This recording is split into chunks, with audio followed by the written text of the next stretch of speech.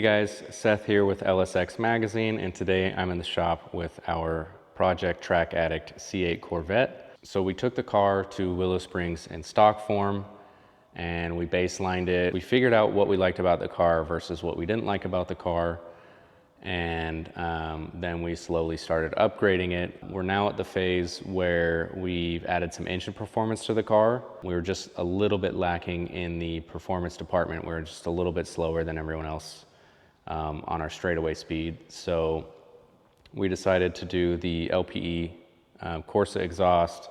We added their carbon intake manifold, their throttle body, and Halltech cold air intake. In order to take advantage of those upgrades, we're gonna have to put a tune on the car. So we're using HP tuners and our friends over at Elite Tuned to get a tune on the car. So that it runs right. Hopefully we can get a little bit more power out of it. I feel like we're probably going to be at the limit of what the NOx sensors will allow. So we may end up using a little bit of race gas or adding some kind of octane booster, but we'll just have to see what it does. So we've already gotten the ECU back from HP Tuners. It is unlocked, so we're going to get that back in the car. So stay tuned and we'll see what this thing does. Okay, so we made it down to ANC Performance, where Todd is so graciously allowing us to use his dyno. We're gonna load the car onto the dyno, and then using our laptop with the HP tuners, we're gonna send some full power logs over to our guy over there at Elite Tuned. He's gonna check it out, make sure everything looks okay, and then we'll see where we land power-wise versus what we did when we were stock. We realized as we loaded the car on the dyno that it wasn't really a great day to do a comparison, as it was 22 degrees hotter in June than it was in January when we did the baseline. So we actually ended up putting in some octane booster to keep the NOx sensors from kicking in and pulling power.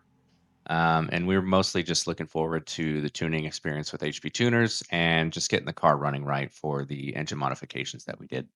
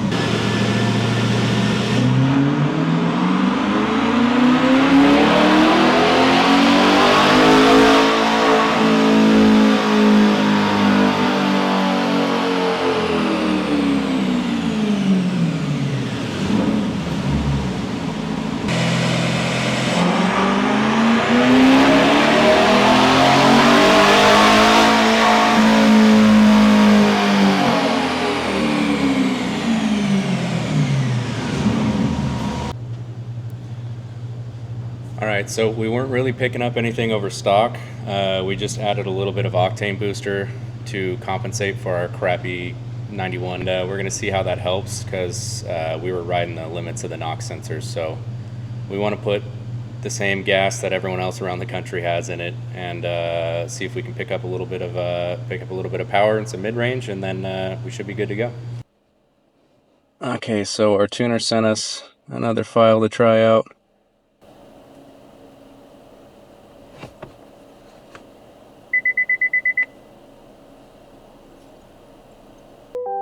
Okay.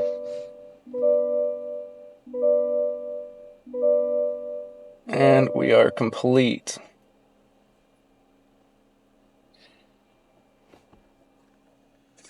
So super easy process there. Now we got a new file in the car. All I have to do is open up my VCM scanner.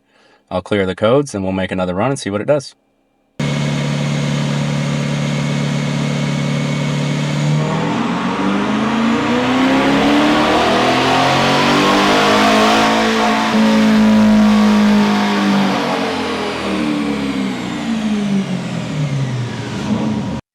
Okay, so our baseline, which you can see here of 429 horsepower, was on a pretty cool day, and today was really hot, not to mention 16% more humid.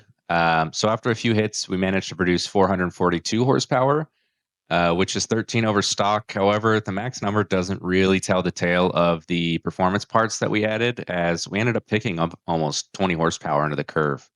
And this dyno is normally pretty stingy, so we're happy with that. And 20 horsepower on an NA car in the usable range is actually pretty exciting. So we can't wait to get back out to Willow Springs and see what happens with our lap times.